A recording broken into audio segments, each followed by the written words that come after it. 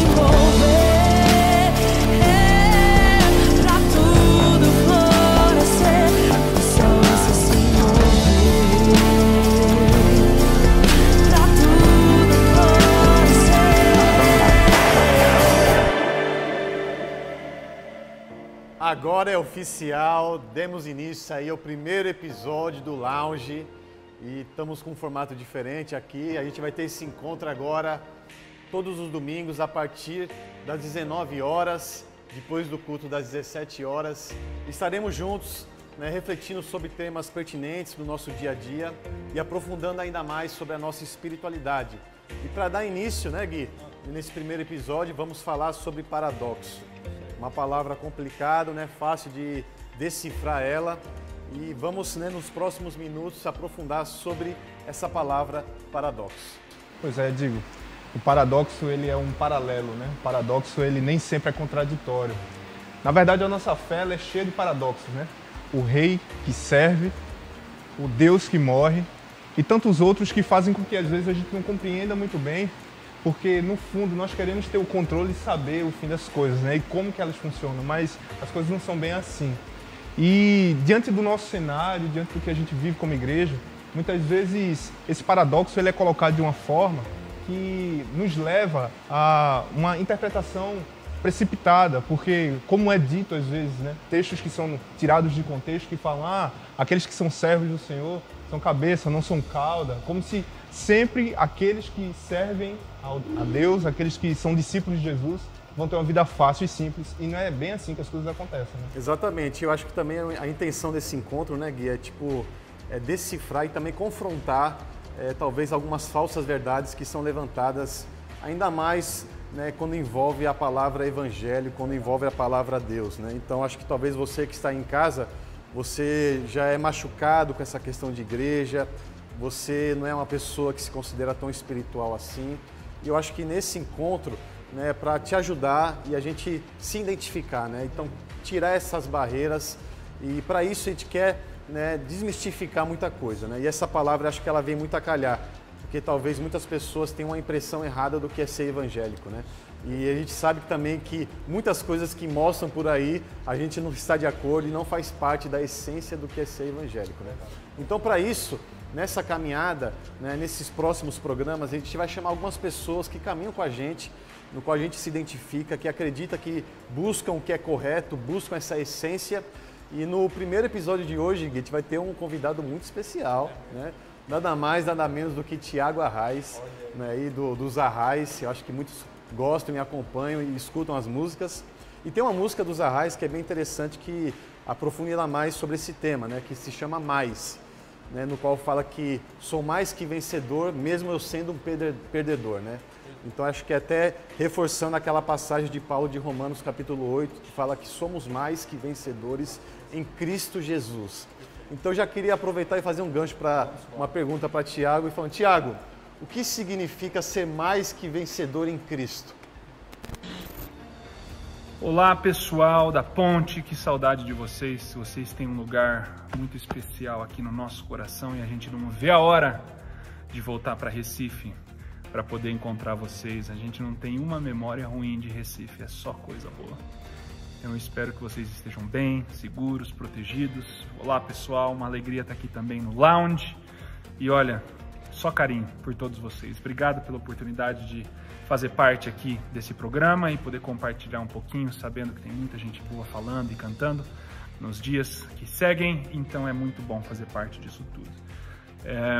Guilherme pediu para eu falar sobre o que significa mais que um vencedor. Obviamente, se você ler Romanos 8 como um todo, eu acho que a coisa mais linda ali é de você abraçar a realidade do amor de Deus, da fidelidade de Deus manifestada em Jesus e na fidelidade de Jesus, a tal ponto que a gente já não mais se importa com os parâmetros do mundo, de melhor ou pior, mas a gente se encontra e se centra na realidade do amor de Deus por nós, independentes, a gente é segundo, terceiro, último, essas coisas já não mais nos definem. O que nos define é o amor de Deus e sermos chamados filhos. Então acho que mais que vencedor significa isso para mim. Acho que quando a gente é pequenininho, quando eu escrevi, pensando nessa música quando eu escrevi, eu me lembrava de uma corrida. Na terceira série eu participei de uma corrida e eu não era rápido, eu não sou corredor.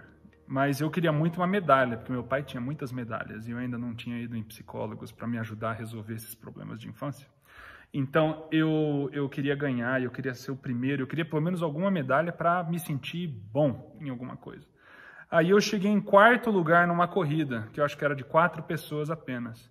Aí eu menti para o professor de educação física, falando que ele não estava num ângulo bom e que eu cheguei em 3º para ganhar uma medalha de bronze. Tá vendo? Essa é a coisa mais triste que pode acontecer com um ser humano. Mentir para conseguir uma medalha de bronze. Bom, foi isso que eu fiz. E quando eu escrevi essa música pensando em quem nós somos e de como Cristo agora define a nossa identidade e de como a gente não precisa mais viver por essas dinâmicas e hierarquias e códigos de valor que a sociedade, a cultura impõe, nós somos mais que vencedores. O que é mais que vencedor? É passar por cima, é superar todas essas outras coisas para entender que a nossa vitória, a nossa identidade, quem nós somos, está centrada no amor de Deus revelado em Jesus. Acho que é isso. Coisa boa, né? Podia falar mais, né? Mas é como só uma palavrinha rápida. E eu vou tocar um pedacinho de mais.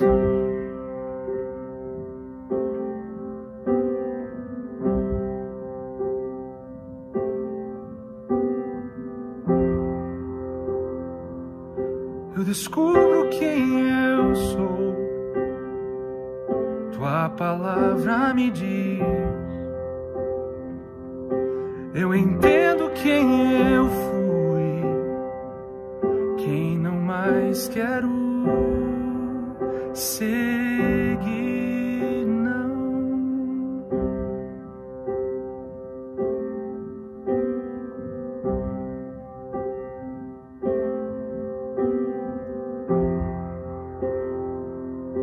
Eu sou um pescador, tua palavra me diz. Eu te sigo aonde for, faço tudo em teu nome.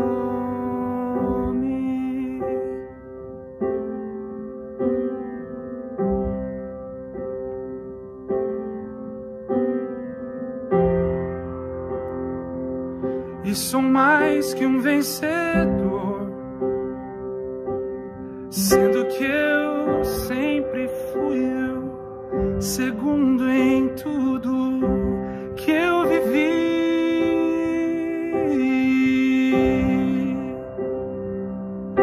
E me chama amigo, eu não sou mais estranho, eu sou um filho, eu sou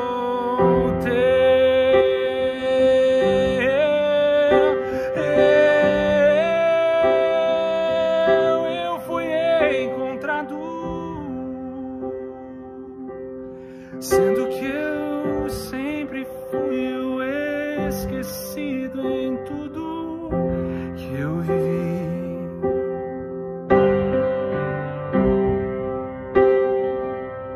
E me chama amigo,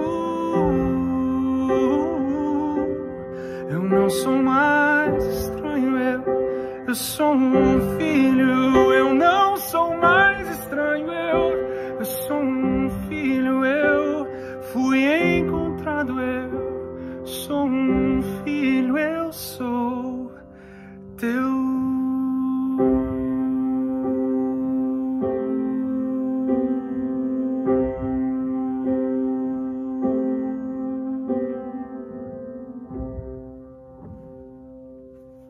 Um abração para vocês aí, saudade imensa de todos vocês.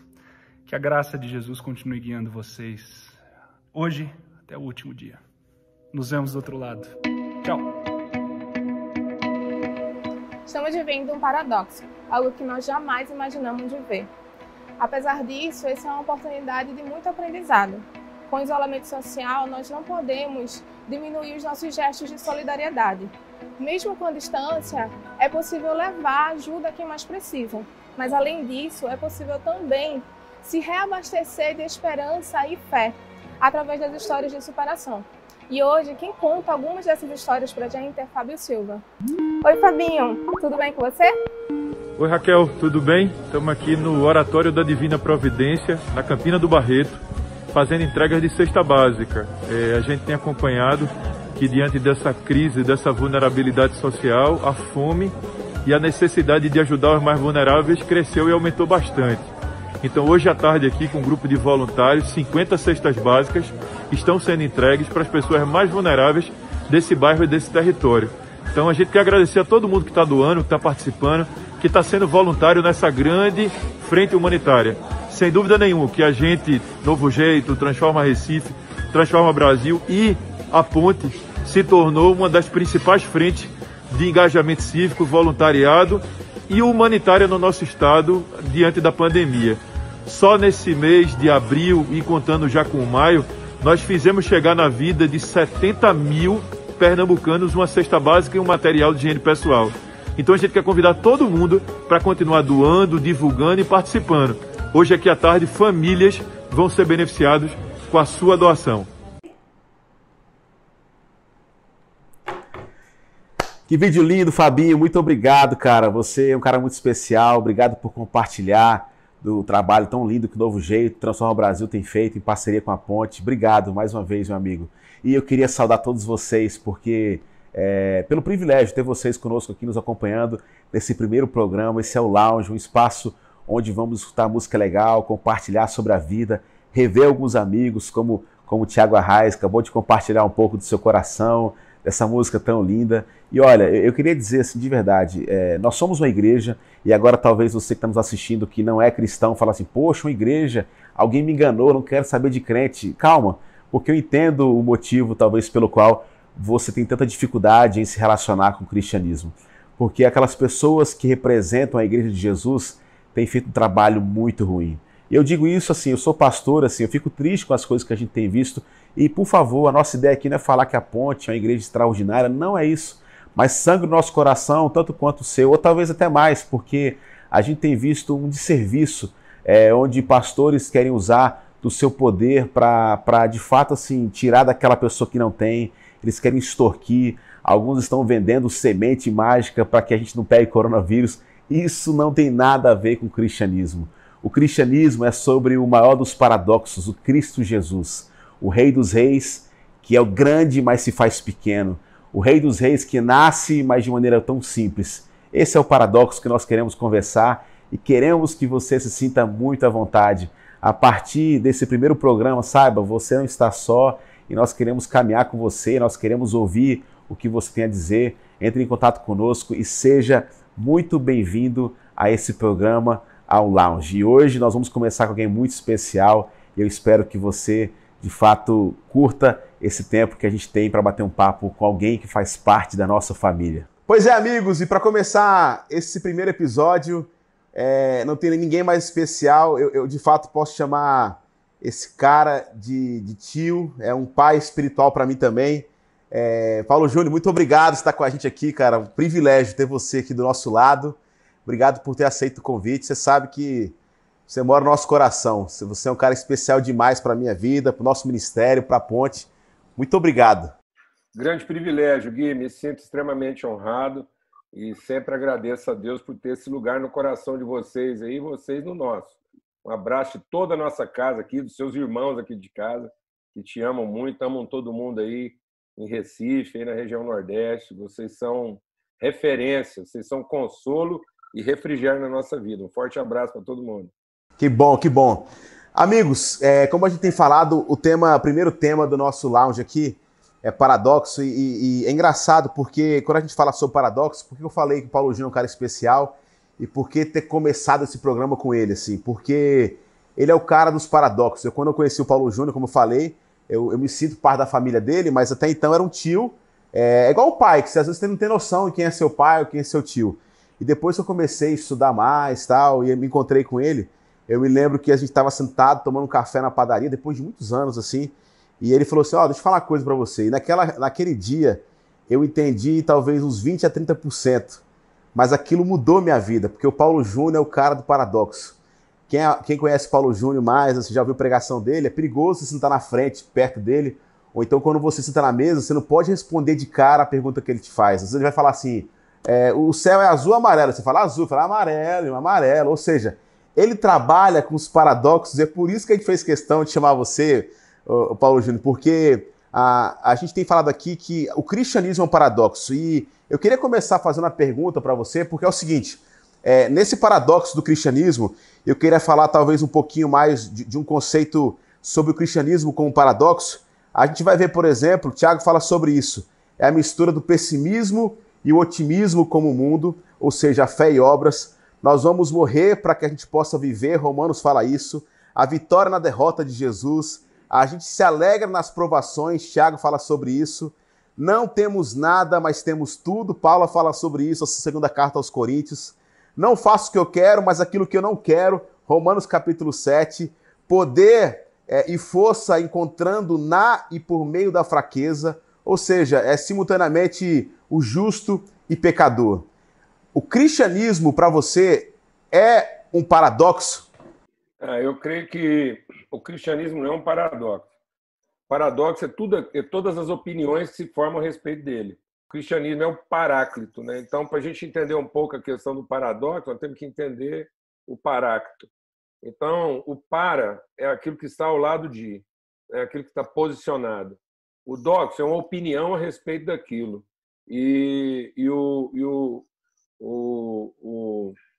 O paráclito, né, que é o paraclem, o clem é uma voz a favor. Então, existem muitas opiniões e existe o paráclito, existe a referência, aquilo que é a palavra a favor do homem. Todo o resto são opiniões. Então, o mundo é um mundo de paradoxos. E o cristianismo é a luz. Então, a luz não é o paradoxo, a luz é a referência.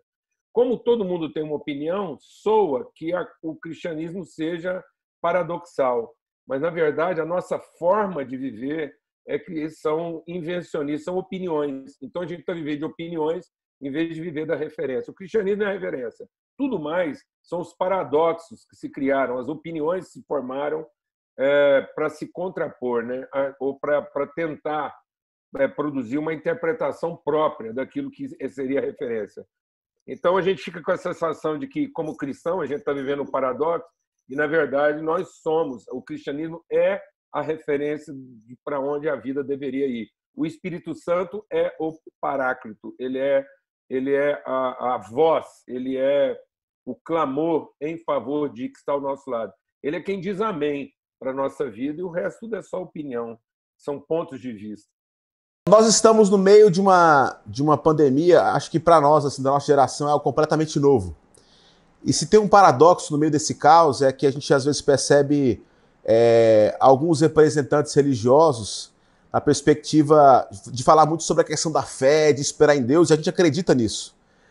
Mas tem um paradoxo que a gente percebe no reino de Deus, e a carta de Tiago vai falar muito sobre isso, a fé, ela é morta sem as obras. A gente percebe então que existe um paradoxo também em tempos como a gente tem vivido, sobre a perspectiva de esperar em Deus é ficar parado, ou de fato esperar em Deus é tomar algum tipo de atitude. Eu continuo dizendo o seguinte, porque se nós formos olhar então para a Sagrada Escritura, falar sobre ansiosamente satisfeitos, Mateus vai falar sobre bem-aventurados os que têm fome. Mas o paradoxo diz, por exemplo, em João 6,35 diz: ninguém que vem a mim nunca terá fome. Então a pergunta é, enquanto os crentes aguardam o retorno de Cristo, como é que a gente deve processar esse estado atual que a gente tem vivido?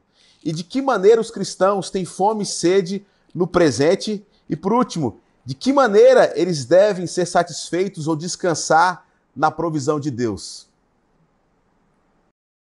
É muito legal isso aí, Gui, e é interessante, porque a gente, para ir, né, entendendo essa questão paradoxal, né, o que é esse paradoxo entre o que é o grande paradoxo humano. Nós temos uma referência que vem do Espírito e temos várias opiniões que emanam dos nossos sentimentos, da nossa carne. Então, a coisa mais paradoxal é o que Paulo diz.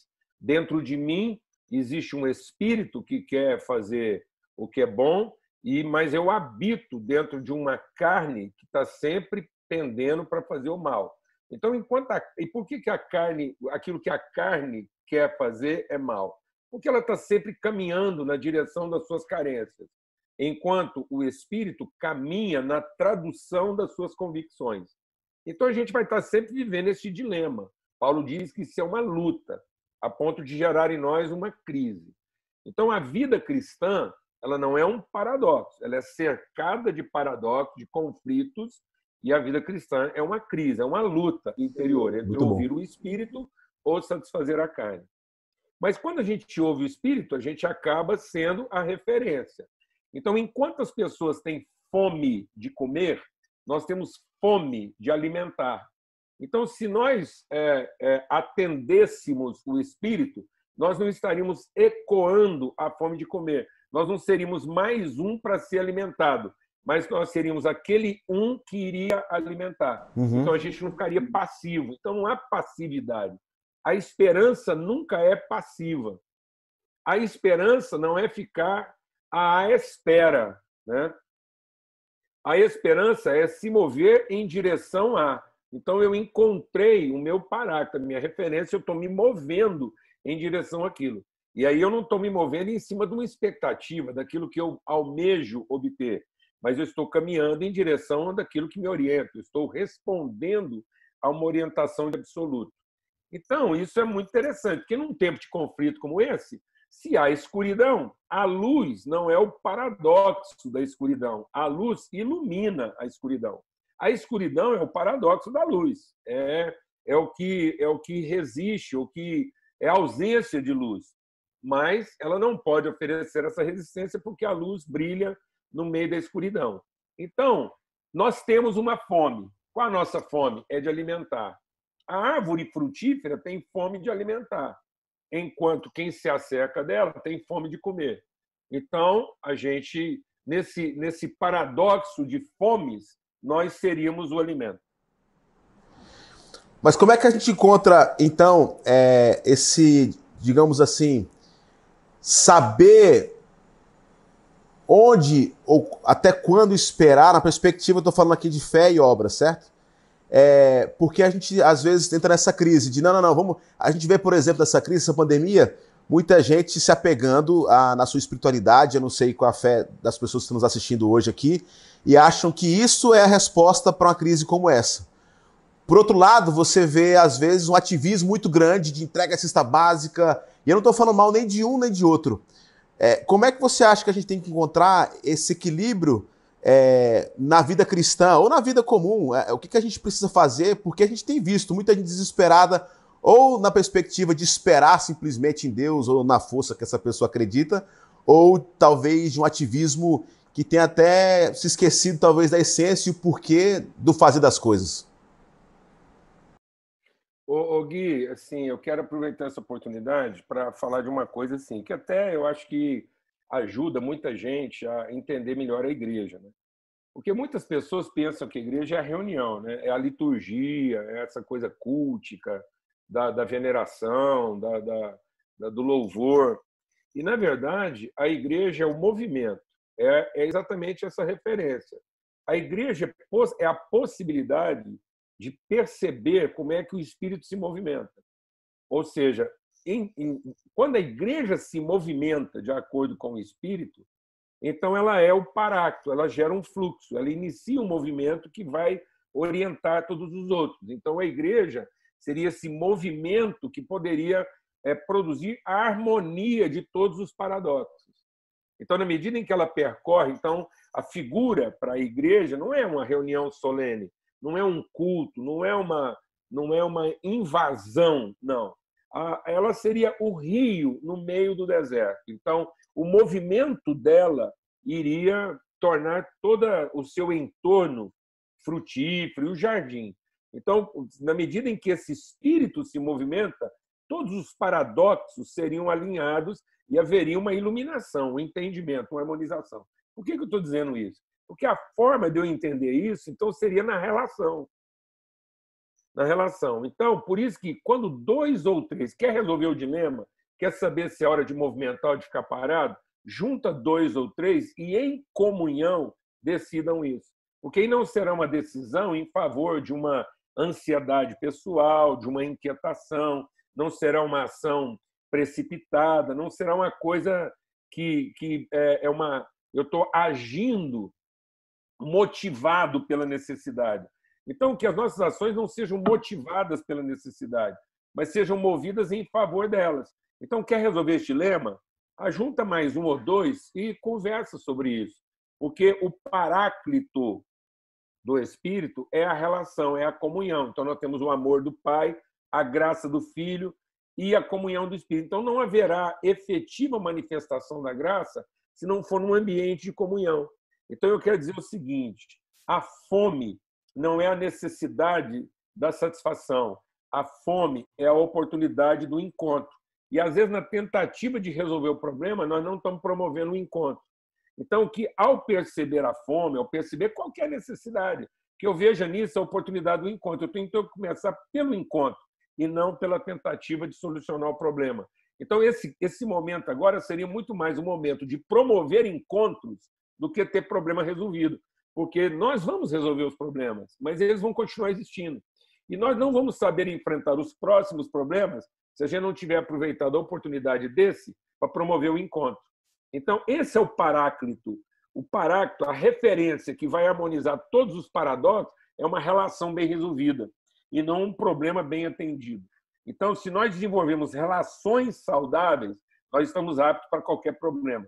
Se a gente continuar em detrimento das relações, tentando resolver o problema, nós vamos estar sempre suscetíveis deles. Maravilha. Outro paradoxo. A vida cristã, fácil ou difícil? Mateus 11:30 fala que o meu jugo é fácil. Mateus 7:14, quão difícil é o caminho que leva à vida?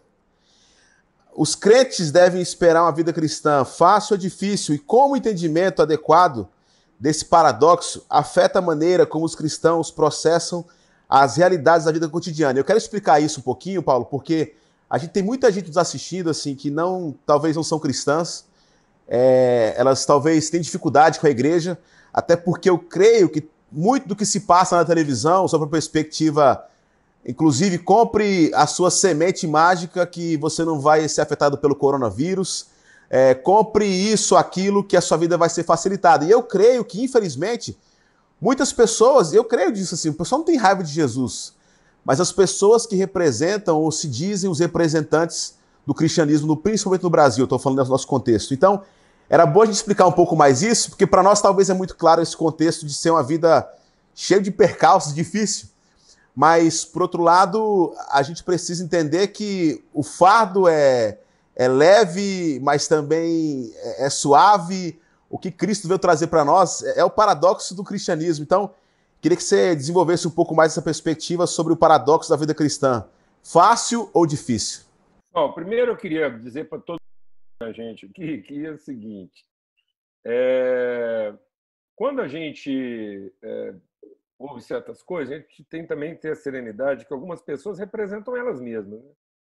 E a gente não pode confundir isso com o caráter e a natureza de Cristo. Então, cada um pode falar o que quiser em nome de si mesmo, mesmo que ele use o nome de Jesus, mas no fundo ele às vezes está falando em nome de si mesmo. Jesus disse que ele iria edificar a sua igreja. Isso quer dizer que cada um também pode edificar a sua. Quem não estiver satisfeito com a igreja que Cristo quer edificar, pode edificar a sua, pôr o nome nela que quiser e fazer do jeito que achar melhor. Mas a igreja de Cristo, ela se fundamenta nesse movimento do Espírito. Que era a grande crise de Nicodemos. Ele falou, o que é isso, nascer de novo? E Jesus diz, é nascer desse vento. O vento que sopra, a água que move, o rio que corre. Então, o que a vida cristã é? Ela é fácil ou difícil? Ela é boa. Às vezes fácil, às vezes difícil. Às vezes calma, às vezes turbulenta. Mas sempre boa, porque ela é sempre o rio, é o movimento. Então, eu sempre gostei muito de rio. E às vezes você vai num rio, uma hora ele está calmo, outra hora ele está encachoeirado, né? Outra hora ele segue profundo, outra hora ele segue raso. Então, tem hora que a gente vai ter um rio fácil de atravessar, tem hora que vai ser um rio difícil de atravessar. Mas é importante que ele é a referência para cada lugar. Ele é o rio que corre no penhasco, ele é o rio que corre na planície. Agora, o que define o rio? É que ele corre, ele se movimenta. Então, eu preciso entender que não é a forma do rio que define o rio. Então, não tem um rio melhor do que o outro. Eu gosto daquele rio porque ele é melhor do que o outro, porque um é profundo, o outro é raso, um é encachoeirado, o outro é calmo. Não, não é isso que define o rio. O que define o rio é o seu movimento. Então, o que deve definir a igreja não é se ela propõe uma vida fácil ou difícil, se eu encontrei mais facilidade nisso ou naquilo. O que vai definir minha vida cristã é se eu encontrei o movimento de Deus, se eu estou sendo levado por esse vento, se a minha vida está se movimentando na direção daquilo que é o verdadeiro propósito da existência. E até, o Gui, é interessante a gente falar sobre isso, porque não há vida sem movimento. Quando uma pessoa chega num pronto-socorro, a gente trabalha aqui na área da saúde, quando um acidentado chega num pronto-socorro, as primeiras coisas que eles vão tentar garantir para esse cara são os fluxos vitais. Eles vão examinar se ele não tem nenhum bloqueio respiratório ou se ele não tem nenhuma hemorragia na circulação. Né? Então, eles vão verificar o fluxo sanguíneo e respiratório. Depois, eles vão tratar o resto. Depois, eles vão saber se ele quebrou, se furou um olho ou se tem alguma coisa para ser consertada. Então, a essência da vida está no seu movimento e não nas suas formas ou nas suas estruturas.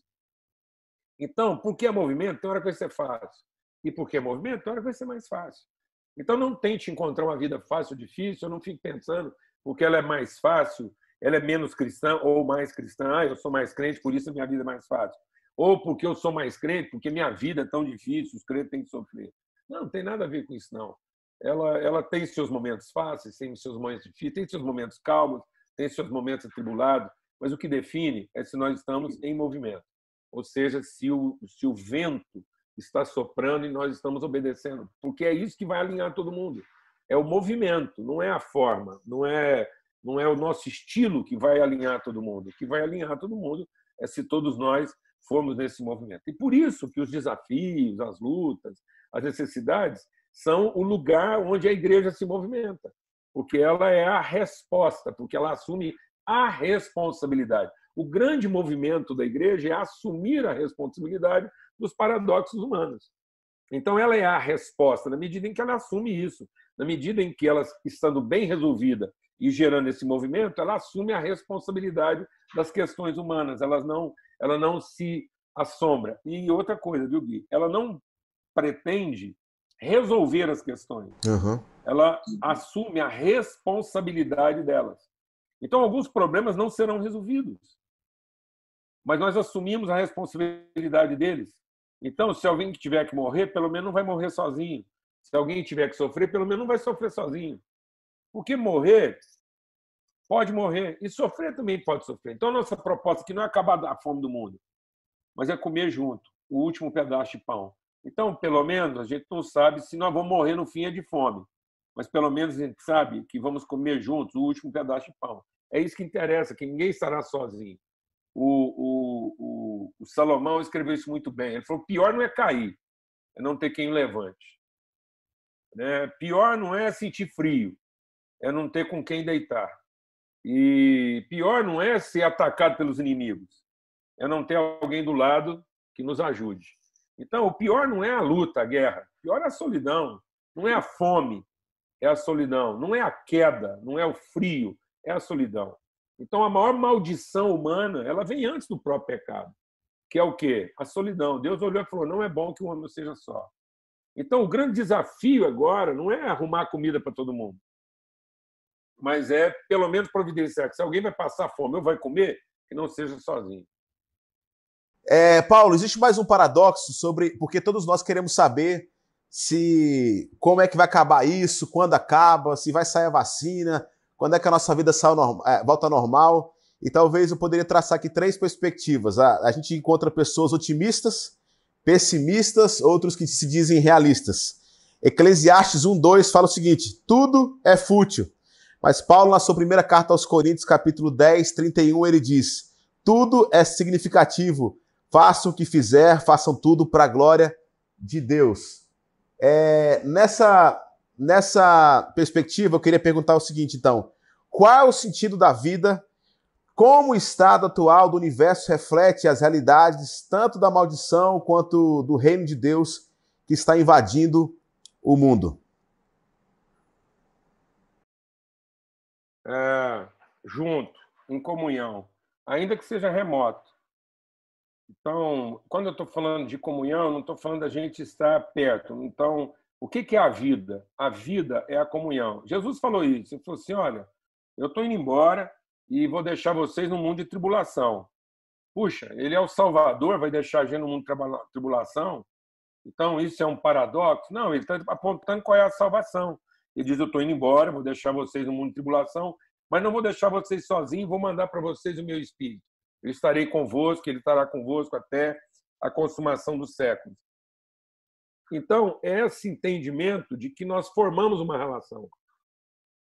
Então, eu creio que o grande segredo para enfrentar tudo que vier pela frente, com ou sem vacina, com ou sem reunião, é esse entendimento de que nós comungamos o mesmo Espírito. E onde a gente estiver, a gente comunga isso. Então, é interessante, viu, Gui? Porque desde lá, os primórdios, Deus trabalhava meio nessa forma online, apesar de remoto. Então, ele colocava, às vezes, a pessoa num lugar e o outro no outro, colocava distância entre amigos. E o Novo Testamento quase todo é uma coletânea de ensinamentos feita através de cartas. Então, o que são cartas? Ora, são relações mantidas em uma circunstância remota, por exemplo, transmitindo o mesmo Espírito. Então, é isso que nós vamos ter que aprender. Nós vamos ter que aprender a valorizar a relação no Espírito, e não necessariamente presencial, obrigatoriamente presencial. Então, a nossa espiritualidade ela vai ter que ter assim, uma conotação mais consistente. Nós vamos ter que encontrar uma forma de celebrar a nossa relação de maneira, às vezes, assim, menos litúrgica, menos cultural, e que dependa menos, né, dessas ferramentas, desses instrumentos. E que a gente saiba entender a distância como promotora da intensidade e não como comprometedora da relação. Então, eu estou aqui com você e estou intenso, porque eu estou querendo transmitir tudo o que eu tenho para transmitir em poucos minutos. Então, talvez, se a gente estivesse perto, eu não estaria tão intenso quanto eu estou agora, querendo entregar tudo que eu posso entregar para vocês aí. Então, acho que é isso que nós vamos ter que aprender. Aprender a ser mais intenso, aprender a ser mais consistente, a entender melhor o valor das coisas e a entender outras formas de celebrar proximidade, apesar da gente não estar tão perto. Então, eu acho que vamos ter que aprender uma coisa assim, um pouco remota, aprender a conviver com algumas distâncias, com outras formas, mas e por isso mesmo tem que ser mais intenso, mais verdadeiro, mais íntimo, no sentido de acabar com algumas esquisitices e coisa mal resolvida na nossa cabeça. Então, acho que nós vamos ter que aprender. Eu acho que é isso que Paulo diz. Eu vou estar longe de vocês, mas meu espírito está aqui. Nós estamos amarrados com cordas de afeto e vínculos que não se rompem. Então, eu creio que é isso. Eu creio que a gente vai amadurecer se a gente aprender a combinar distância com intimidade. Aí a gente vai estar próximo, apesar de muitas vezes não estar perto. Está vendo? Um paradoxo. Como poder estar próximo? E estar próximo é estar igual, estar semelhante, ser a mesma pessoa, ter o mesmo espírito. E não necessariamente estar perto. Vamos terminar a nossa reunião de paradoxo com paradoxo, né? Nós estamos próximos uns dos outros, apesar de não estar perto. Então, é isso aí. Paulo, obrigado de coração mais uma vez. A gente termina com esse paradoxo, a gente está perto, mesmo distância. Você sabe que é minha casa, eu te amo, te Alana, todo mundo. Obrigado pela disposição. E a gente espero, de fato, a gente está muito tempo caminhando juntos, para a eternidade, enfim. Você é muito especial para a nossa família, que Deus te abençoe. Muito obrigado de coração. Te amo. Te amo, Samuca, beijão. Vocês todos aí, um no espírito, juntos em amor. Até mais. Estamos chegando no final do nosso programa. Espero que você tenha gostado, que você tenha ouvido essas músicas legais e feito algum tipo de reflexão. Queria agradecer de coração a todos vocês que nos acompanharam nesse primeiro programa Lounge. A gente fez com muito carinho. Semana que vem nós estamos de volta. Vamos falar sobre política. Preparem, porque será um tempo muito especial. Convide os amigos para a gente conversar, ouvir música sobre esse tema. Mas antes de terminar, eu queria trazer uma palavra para o seu coração. A gente montou tudo isso aqui porque a gente acredita que, de fato, no paradoxo que é a cruz de Cristo. E esse paradoxo tem um pouco a ver com a música que a gente vai cantar daqui a pouco. Nós vamos ouvir uma música de um cara que, para mim, é um dos maiores gênios da música brasileira, chamado Herbert Viana. E ele escreve uma música chamada Lanterna dos Afogados. A história conta que ele montou essa música bem rápido, estava na moto, ele teve a ideia, parou no restaurante e começou a escrever no guardanapo. E a história basicamente é a seguinte: ele conta a história de mulheres de pescadores que ficavam aflitas porque os seus maridos saíam para pescar. E quando faziam isso, eles falaram: olha, a gente vai voltar em tal noite, tal dia. E elas ficavam na expectativa dessa volta para casa. Acontece então que elas, na expectativa de encontrar os seus queridos, elas subiam num lugar alto, perto do farol, e esse farol às vezes ele não funcionava muito bem. Então esse bar chamado Cais do Porto era o lugar onde elas ficavam apontando a lanterna para ajudar os seus maridos a encontrarem o caminho de volta para casa. Essa música fala sobre uma luz no fim do túnel, uma esperança. E nós cremos que o maior paradoxo é o paradoxo da cruz de Cristo. Porque nós cremos que a esperança tem nome, a esperança é Jesus Cristo. Talvez a sua dificuldade em se relacionar com a religião é porque você, de fato, talvez viu uma faceta que te machucou ou que talvez te fez muito mal, você não quer ter esse relacionamento, mas eu queria te propor algo. Experimente viver a sua vida com Jesus. Esse é o caminho, de fato, para encontrarmos a solução para as nossas crises, para os nossos problemas, porque esse paradoxo foi resolvido naquela cruz. O Jesus, o Rei dos Reis, se faz pequeno, morre em nosso lugar. E sabe qual é o paradoxo mais interessante sobre isso? É que não importa o passado que você teve, não importa o que você fez da sua vida, os seus pecados estão perdoados. Parece um paradoxo, mas é um paradoxo. Por mais que você tenha feito algo marcante que talvez você não consiga se perdoar, saiba que se você confessar os seus pecados a Jesus, você é perdoado e você é aceito nos braços do Pai. E essa luz no fim do túnel que o Herbert Viana canta, para nós, ela tem nome, e o nome dela é Jesus Cristo. E nós vamos então terminar cantando essa canção, mas eu queria te propor algo. Se você porventura deseja conversar com a nossa equipe, abrir o seu coração, se porventura hoje quer experimentar algo novo, falar assim, eu quero entregar minha vida para Jesus, eu quero voltar a caminhar com Jesus, ou se porventura você tem um pedido de oração, nós temos um QR Code aqui na nossa tela, você aponta o seu celular e você vai ser encaminhado para bater um papo com alguém da nossa equipe. Faça isso. Queria dizer que você não está sozinho, que você está de fato caminhando talvez em tempos difíceis, mas nós queremos estar do seu lado. Que Deus te abençoe e vamos desfrutar e terminar esse programa ouvindo, refletindo sobre essa música Lanterna dos Afogados. A gente se vê semana que vem.